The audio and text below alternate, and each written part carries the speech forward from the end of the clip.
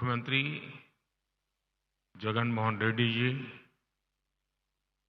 केंद्रीय मंत्रिमंडल के मेरे सहयोगी निर्मला सीतारमण जी, पंकज चौधरी जी, भागवत कराड़ जी, अन्य जनप्रतिनिधि, देवी और सज्जनों, आप सभी को national academy of customs, indirect taxes and narcotics के इस शानदार कैंपस की बहुत बहुत बधाई।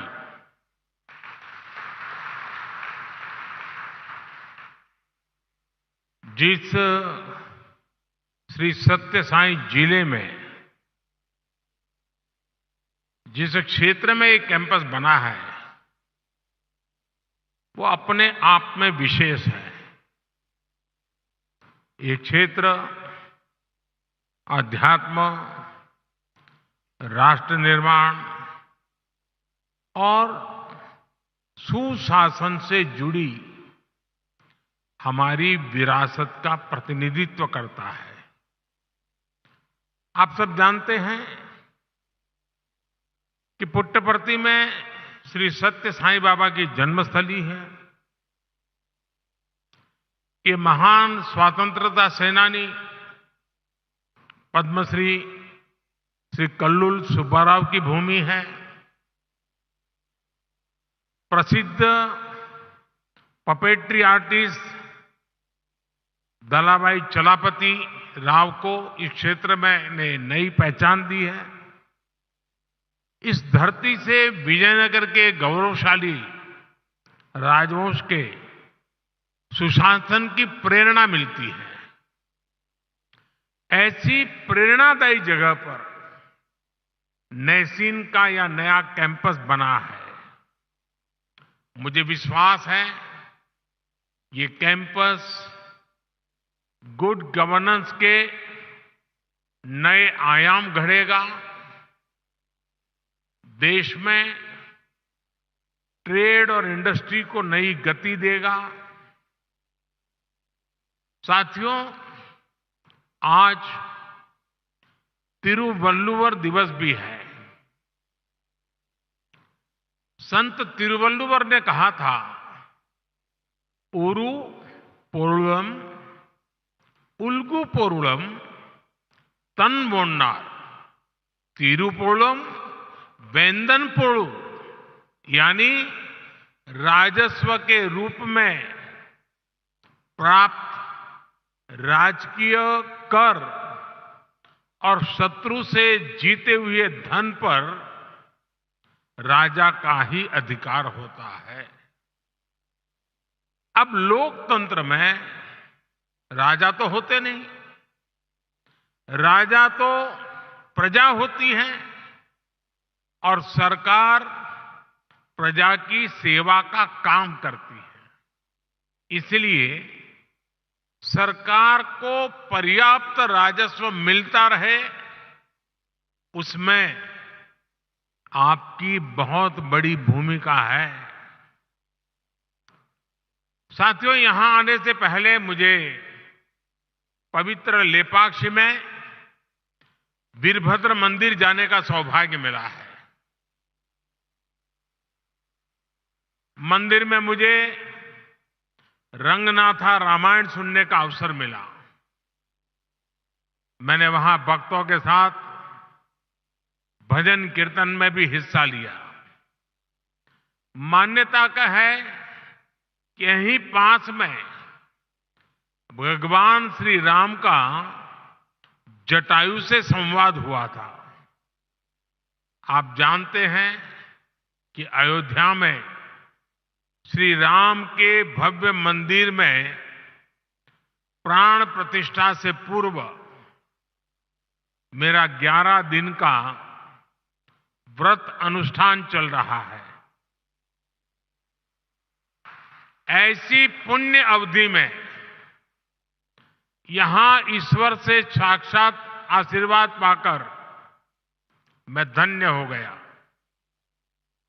आजकल तो पूरा देश राममय है, राम जी की भक्ति में सराबोर है।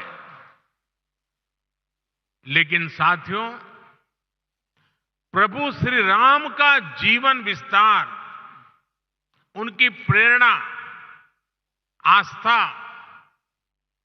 भक्ति के दायरे से कहीं ज्यादा है। प्रभु राम गवर्नेंस के, समाज जीवन में सुशासन के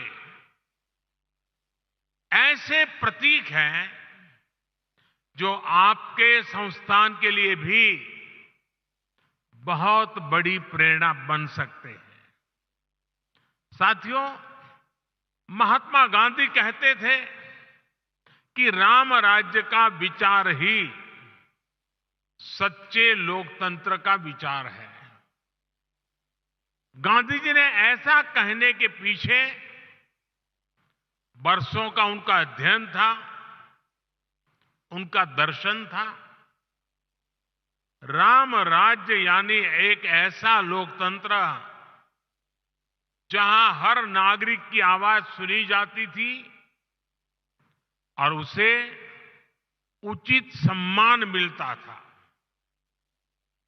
राम राज्य वासियों से कहा गया है, जो राम राज्य के निवासी थे, वहां के नागरिक थे, उनके लिए कहा गया है, राम राज्यवासी त्वम प्रोच्छस्वते शिरम न्यायार्थम युद्धस्व सर्वेषु समम चर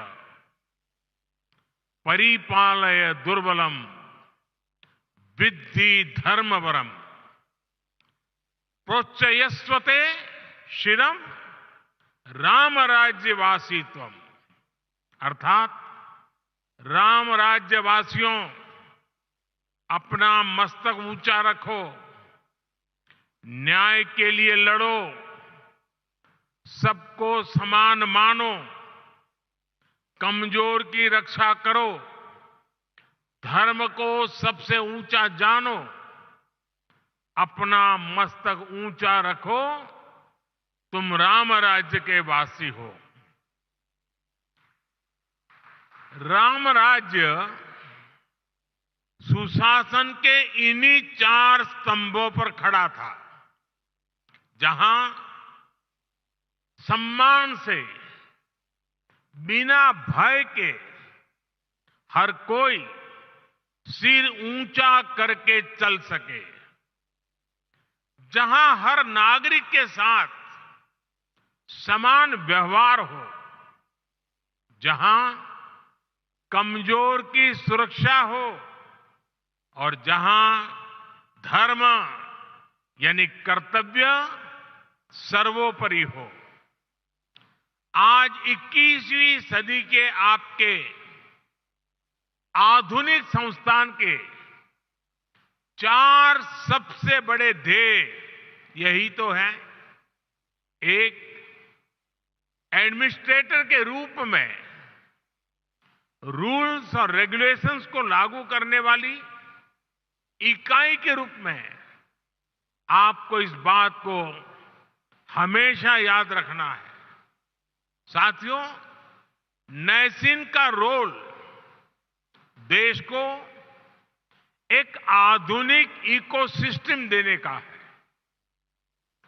एक ऐसा इकोसिस्टम जो देश में व्यापार कारोबार को आसान बना सके, जो भारत को ग्लोबल ट्रेड का अहम पार्टनर बनाने के लिए और फ्रेंडली माहौल बना सके, जो टैक्स, कस्टम्स, नारकोटिक्स जैसे विषयों के माध्यम से देश में ईज ऑफ डूइंग बिजनेस को प्रमोट करे और जो गलत प्रैक्टिसेस से सख्ती से निपटे।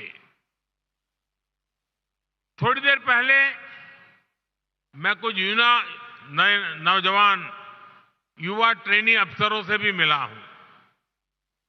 ये अमृत काल को नेतृत्व देने वाली कर्म योगियों की अमृत पीढ़ी है। आप सभी को सरकार ने अनेक शक्तियां भी दी है। इस शक्ति का उपयोग आपके विवेक पर निर्भर करता है और इसमें भी आपको प्रेरणा प्रभु श्री राम के जीवन से मिलेगी। एक प्रसंग में भगवान राम लक्ष्मण से कहते हैं, नेयम मम मही सौम्य दुर्लभा सागरांबरा नहि क्षयेयम धर्मेण शक्रत्वमपि लक्ष्मण। यानी मैं चाहूं तो सागर से घिरी ये धरती भी मेरे लिए दुर्लभ नहीं है, लेकिन अधर्म के रास्ते पर चलते हुए अगर मुझे इंद्रप्रस्थ भी मिले तो मैं स्वीकार नहीं करूंगा। हम तो अक्सर देखते हैं कि छोटे छोटे लालच में ही कई बार लोग अपने कर्तव्य, अपनी शपथ को भूल जाते हैं। इसलिए आप सभी अपने कार्यकाल में प्रभु राम की कही ये बात अवश्य याद रखिए। साथियों, आपका सीधा सरोकार टैक्स व्यवस्था से है। राम राज्य में टैक्स कैसे लिया जाता था, इस पर गोस्वामी तुलसीदास जी ने जो कहा है वो बहुत प्रासंगिक है।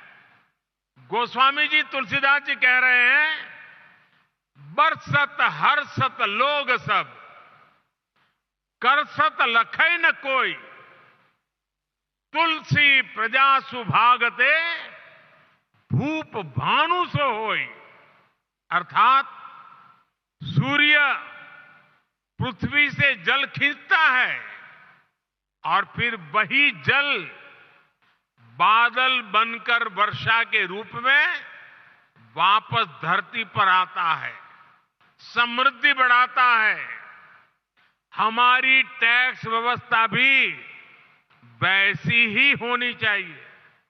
हमारा प्रयास होना चाहिए कि जनता से लिए टैक्स की पाई पाई जन कल्याण में लगे और वो समृद्धि को प्रोत्साहित करे। आप अध्ययन करेंगे तो इसी प्रेरणा से हमने बीते 10 वर्षों में टैक्स सिस्टम में बहुत बड़े रिफॉर्म किए। पहले देश में भांति भांति की टैक्स व्यवस्थाएं थी जो सामान्य नागरिक को जल्दी समझ में नहीं आती थी। पारदर्शिता के अभाव में ईमानदार टैक्स पेयर को, बिजनेस से जुड़े लोगों को परेशान किया जाता था। हमने जीएसटी के रूप में देश को एक आधुनिक व्यवस्था दी। सरकार ने इनकम टैक्स सिस्टम को भी आसान बनाया। हमने देश में फेसलेस टैक्स असेसमेंट सिस्टम शुरू किया। इन सारे रिफॉर्म्स के कारण आज देश में रिकॉर्ड टैक्स कलेक्शन हो रहा है और जब सरकार का टैक्स कलेक्शन बढ़ा है तो सरकार जनता का पैसा विभिन्न योजनाओं के जरिए जनता को लौटा भी रहा है। 2014 में सिर्फ 2 लाख रुपए तक ही 2 लाख तक की इनकम पर ही टैक्स छूट थी। हमने 2 लाख से बढ़कर के सीमा 7 लाख रुपए तक पहुंचा दी। 2014 के बाद से हमारी सरकार ने टैक्स में जो छूट दी है, जो रिफॉर्म किए हैं, उससे देशवासियों को करीब करीब 2.5 लाख करोड़ रुपए टैक्स की बचत हुई है। सरकार ने नागरिक कल्याण की बड़ी योजनाएं बनाई हैं, आधुनिक इंफ्रास्ट्रक्चर पर रिकॉर्ड निवेश कर रही है। और आप देखिए, आज जब देश का टैक्स पेयर ये देख रहा है कि उसके पैसे का सही इस्तेमाल हो रहा है, वो भी आगे बढ़कर टैक्स देने को तैयार हुआ है। इसलिए बीते वर्षों में टैक्स देने वालों की संख्या लगातार बढ़ रही है। यानी हमने जो कुछ जनता से लिया, वो जनता के चरणों में ही समर्पित कर दिया। यही तो सुशासन है, यही तो राम राज्य का संदेश है। साथियों, कि संसाधनों का ऑप्टिमम यूटिलाइजेशन कैसे हो। अतीत में हमारे यहां प्रोजेक्ट्स को अटकाने, लटकाने और भटकाने की एक प्रवृत्ति रही है। इसके कारण देश का बहुत बड़ा नुकसान होता है। ऐसी प्रवृत्ति के प्रति सावधान करते हुए भगवान राम भरत से कहते हैं, और वो बड़ा इंटरेस्टिंग बातचीत है भरत और राम के बीच की। राम भरत से कहते हैं, कच्चिदर्थम विनिश्चित्य लघु मूलम महोदयम क्षिप्र भार भसे कर तुम न दीर्घयसी राघव। अर्थात मुझे विश्वास है कि तुम ऐसे कामों को बिना समय गंवाए पूरे करते हो जिनमें लागत कम और उसके लाभ अधिक है। बीते 10 वर्षों में हमारी सरकार ने भी लागत का ध्यान रखा है और योजनाओं को समय पर पूरा करने पर जोर दिया है। साथियों, गोस्वामी तुलसीदास जी कहते हैं, माली भानु किसान सम,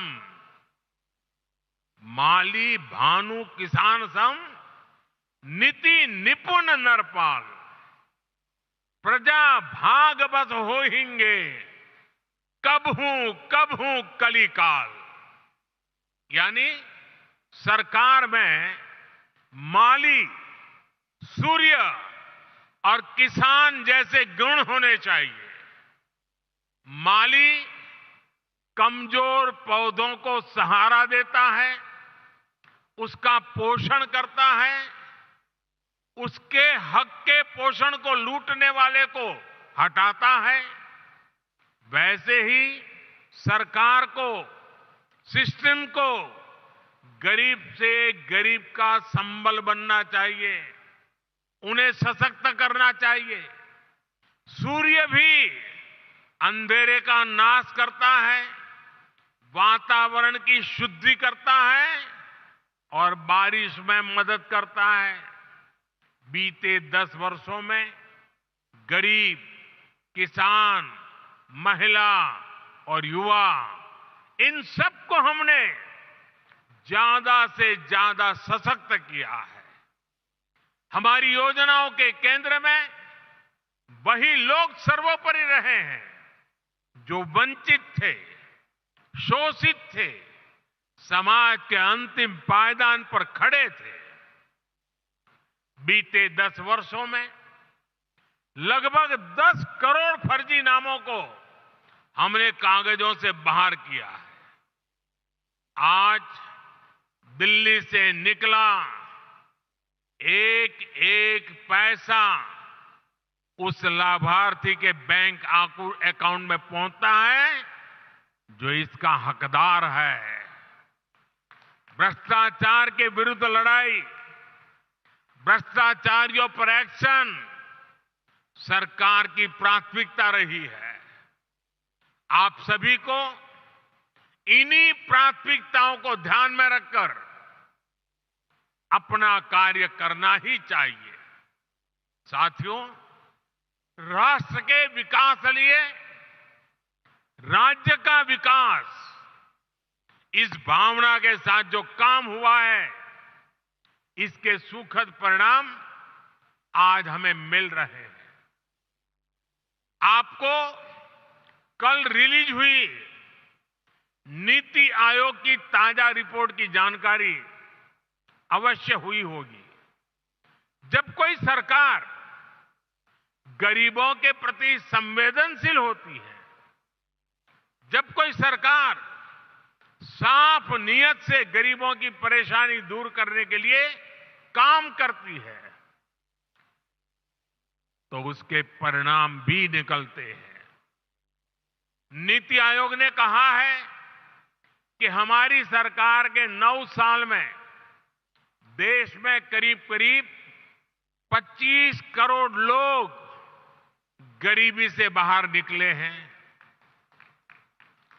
जिस देश में दशकों तक गरीबी हटाओ के नारे दिए जाते रहे, उस देश में सिर्फ 9 साल में करीब 25 करोड़ लोगों का गरीबी से बाहर निकलना ऐतिहासिक है, अभूतपूर्व है। 2014 में सरकार में आने के बाद से हमारी सरकार ने जिस तरह गरीब कल्याण को प्राथमिकता दी, ये उसका नतीजा है। मेरा हमेशा से ये मानना है कि देश के गरीब में वो सामर्थ्य है कि अगर उसे साधन दिए जाएं, संसाधन दिए जाएं, तो वो गरीबी को खुद परास्त कर देगा। आज हम यही होता हुआ देख रहे हैं।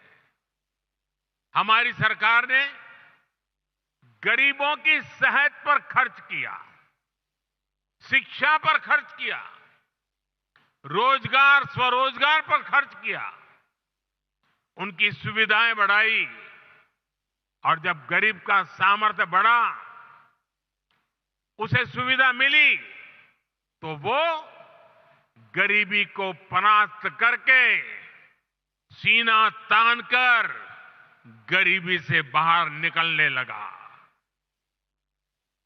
22 जनवरी को अयोध्या में राम मंदिर में प्राण प्रतिष्ठा से पहले एक और शुभ समाचार देश को मिला है। भारत में गरीबी कम हो सकती है, ये बात हर किसी को एक नए विश्वास से भरने वाली है, देश का आत्मविश्वास बढ़ाने वाली है। भारत में कम होती है गरीबी, देश में नियो मिडिल क्लास का दायरा भी लगातार बढ़ा रही है। आप इकोनॉमी की दुनिया के लोग जानते हैं कि नियो मिडिल क्लास का बढ़ता हुआ ये दायरा इकोनॉमिक एक्टिविटीज को कितना ज्यादा बढ़ाने जा रहा है। निश्चित तौर पर ऐसे में आपको नैसीन को और ज्यादा गंभीरता के साथ अपना दायित्व निभाना है। साथियों, आपको याद होगा, लाल किले से मैंने सबका प्रयास की बात कही थी। सबका प्रयास का महत्व क्या होता है, इसका उत्तर भी हमें प्रभु श्री राम के जीवन से ही मिलता है। श्री राम के सामने विद्वान, बलशाली और संपन्न लंकाधिपति रावण की विराट चुनौती थी। इसके लिए उन्होंने छोटे छोटे संसाधनों, हर प्रकार के जीवों को इकट्ठा किया। उनके साझे प्रयासों को एक विराट शक्ति में बदला और अंत में सफलता राम जी को ही मिली। ऐसे ही विकसित भारत के निर्माण में भी हर अधिकारी, हर कर्मचारी, हर नागरिक की अहम भूमिका है। देश में आय के साधन बढ़े, देश में निवेश बढ़े, देश में व्यापार कारोबार करना आसान हो, इसके लिए हम सभी को मिलकर काम करना है। सबका प्रयास, इस मंत्र को लेकर के चलना है। नैसीन का यह नया कैंपस अमृत काल में सुशासन की प्रेरणा स्थली बने, इसी कामना के साथ आप सभी को फिर से बहुत बहुत बधाई, धन्यवाद।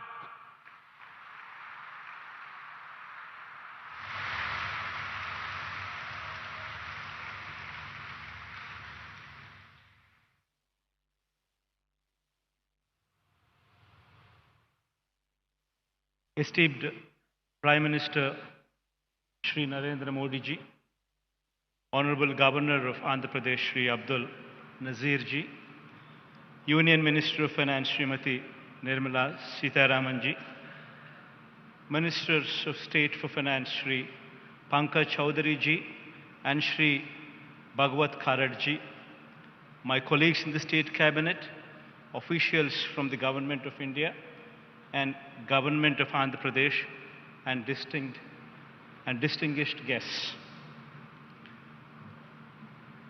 It is indeed a privilege to participate in the inaugural event of the second campus of the National Academy of Customs, Indirect Taxes and Narcotics, NACIN, a preeminent institution that enables comprehensive training and capacity building in the fields of customs, indirect taxes, and narcotics control. For officers representing various entities such as CBIC, Narcotics Control Bureau, and so forth.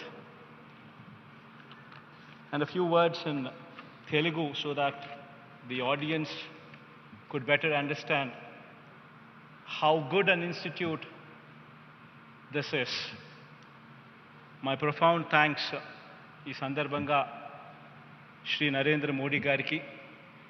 ఎందుకనంటే అత్యంత వెనుకబడిన జిల్లాలలో ఒక జిల్లా అయిన ఈ అనంతపురం జిల్లాలో ఒక వరల్డ్ క్లాస్ ఇన్స్టిట్యూట్, ఒక world class academy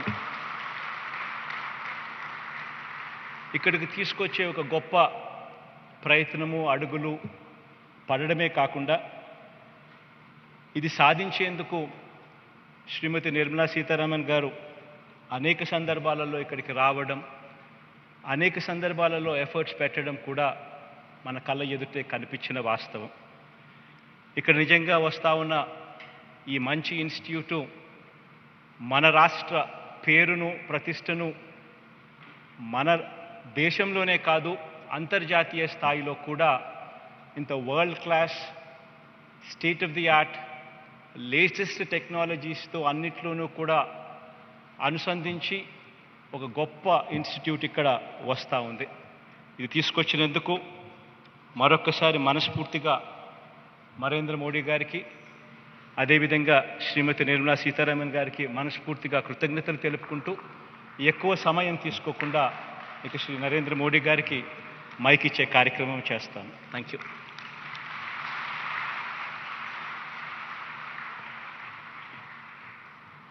Thank you, Honorable Chief Minister. Moving ahead with the program, we would like to tell you that Nasin has been given the Utkrisht rating by the Capacity Building Commission under Mission Karmyogi. This accreditation reflects the resolve of this academy to work towards achieving excellence. I now request the Honorable Prime Minister to hand over the accreditation certificate to Director General Nasin, Dr. K.N. Raghavan.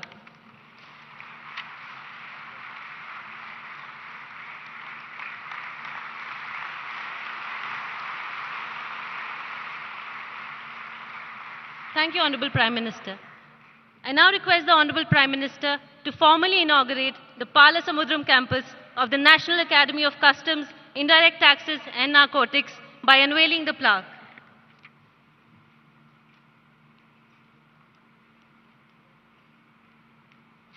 This will be followed by a short film about Nasin Palasamudram.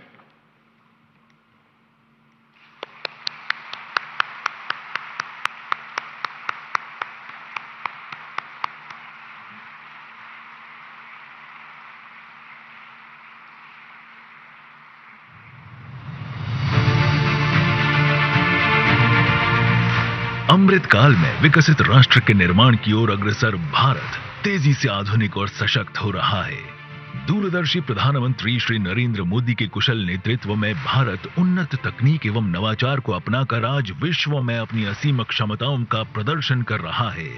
माननीय प्रधानमंत्री द्वारा परिकल्पित mission कर्मयोगी इस दिशा में एक महत्वपूर्ण कदम है। आप जानते हैं कि मैंने हमेशा कैपेसिटी बिल्डिंग पर कितना जोर दिया है। मुझे खुशी है कि आज आप सब सिविल सर्वेंट्स के बीच मिशन कर्मयोगी एक बड़ा अभियान बन चुका है। मिशन कर्मयोगी का मकसद है सिविल सर्वेंट्स के फुल पोटेंशियल का उपयोग करना। मिशन कर्मयोगी को गति देने में केंद्रीय अप्रत्यक्ष कर और सीमा शुल्क बोर्ड सीबीआईसी सदैव अग्रणी रहा है। सीबीआईसी अप्रत्यक्ष करों का संग्रहण एवं संबंधित नीतियां बनाकर देश की आर्थिक प्रगति में महत्वपूर्ण योगदान देता है। राष्ट्रीय सीमा शुल्क, अप्रत्यक्ष कर एवं नारकोटिक्स अकादमी नासिन सीमा शुल्क, अप्रत्यक्ष कर और नारकोटिक्स के क्षेत्र में विभागीय अधिकारियों के प्रशिक्षण हेतु सीबीआईसी का शीर्ष प्रशिक्षण संस्थान है तथा राष्ट्रीय और अंतर्राष्ट्रीय स्तर पर क्षमता निर्माण का मुख्य केंद्र है। नासिन ने कोऑपरेटिव फेडरलिज्म को सार्थक करते हुए केंद्रीय अधिकारियों ही नहीं अपितु राज्यों के हजारों अधिकारियों, व्यापार संस्थाओं, भागीदार एजेंसियों और अन्य विदेशी अधिकारियों को भी प्रशिक्षित किया है। अकादमी WCO, ब्रिक्स आदि वैश्विक निकायों और मित्र देशों के साथ अपेक्षित प्रशिक्षण और सहयोग भी करती है। ये WCO, UNEP, UNODC एवं SASEC के लिए अंतर्राष्ट्रीय स्तर पर मान्यता प्राप्त प्रशिक्षण अकादमी है। नए भविष्य के सशक्त आधार हेतु यह संस्थान आर्टिफिशियल इंटेलिजेंस के कई प्रशिक्षणों का आयोजन भी करती है। नासिन की भूमिका और जिम्मेदारियों के विस्तार के साथ वृहद क्षेत्र में एक नए एवं आधुनिक अकादमी की आवश्यकता को महसूस किया गया। ये तलाश समाप्त हुई पालसमुद्रम में। एक मनोरम गांव और पालसमुद्रम नाम के ही तालाब से लगा 500 एकड़ का यह व्यापक क्षेत्र बेंगलुरु एयरपोर्ट से 90 मिनट की दूरी पर है। पूर्ण तत्परता के साथ जून 2022 में इसका निर्माण शुरू हुआ और मात्र 17 महीनों के भीतर ये नया परिसर आज माननीय प्रधानमंत्री श्री नरेंद्र मोदी द्वारा देश को समर्पित किया जा रहा है। परिसर में अत्याधुनिक सुविधाएं हैं जिनमें smart classroom, state of the art sports facilities और इमर्सिव लर्निंग सेंटर शामिल है। GRIHA 5 स्टार रेटिंग मानदंडों के अनुरूप निर्मित यह परिसर एक सेल्फ सस्टेनेबल और इको फ्रेंडली केंद्र है। इलेक्ट्रिक वाहनों की परिचालन सुविधा, सौर ऊर्जा से संचालित ऊर्जा उत्पादन और जल संरक्षण प्रणालियों जैसी विशेषताओं से लैस ये परिसर शुद्ध शून्य ऊर्जा खपत, नेट जीरो एनर्जी कंजम्पशन के लिए प्रतिबद्ध है। परिसर का निर्माण सामाजिक दायित्व को प्राथमिकता देता है, जो माननीय प्रधानमंत्री की जन भागीदारी की भावना का प्रतीक है। अंत्योदय दर्शन के अनुरूप जनमानस के लिए परिसर में डाकघर, बैंक शाखा, सुपरमार्केट, विद्यालय, अस्पताल आदि आवश्यक सुविधाएं स्थापित की जा रही हैं। मार्च 2022 में आधारशिला रखे जाने के बाद क्षेत्र के विकास के लिए कई सकारात्मक पहल हुई हैं। शीघ्र ही यहाँ होगा एक रेलवे स्टेशन और निकटवर्ती सड़क बनेगी राष्ट्रीय राजमार्ग। लोक सेवकों और अन्य हितधारकों में कौशल निर्माण हेतु समर्पित यह परिसर भारत को वैश्विक पटल पर एक नई पहचान देगा। यह नवीन कौशल विकास के प्रति सरकार की प्रतिबद्धता को प्रदर्शित करता है और हम सभी को कर्तव्य काल में विकसित भारत 2047 के संकल्प में योगदान देने के लिए प्रेरित करता है।